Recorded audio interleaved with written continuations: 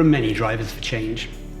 Regulation, and that's at both an international and a local level, environmental lobbying, ever-increasing consumer awareness, and there is a general perception that shipping needs to catch up in terms of its environmental footprint, particularly when it's benchmarked against other industries. Our survey shows that the financiers, so those controlling the purse strings, are also very mindful of these issues and are themselves becoming more environmentally aware.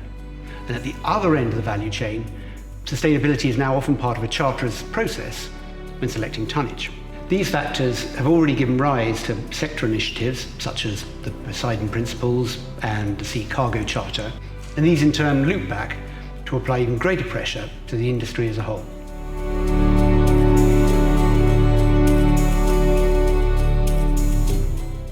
What is clear from our survey results is that the problem, emissions reduction, is universally acknowledged. The targets are very ambitious, particularly when viewed from where we sit today. The solutions, and the way we pay for them, are seen as more diverse, with no single silver bullet.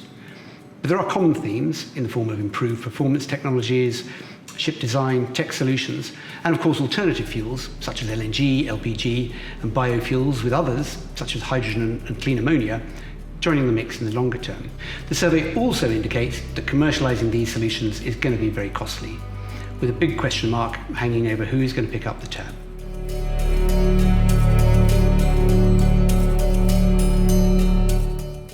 Our survey shows a mixed response from the ship owners when it comes to the sources of finance they would look to.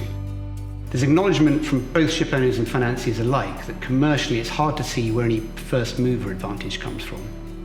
There is preference across the board for government support in funding research into alternative fuels and increased efficiencies.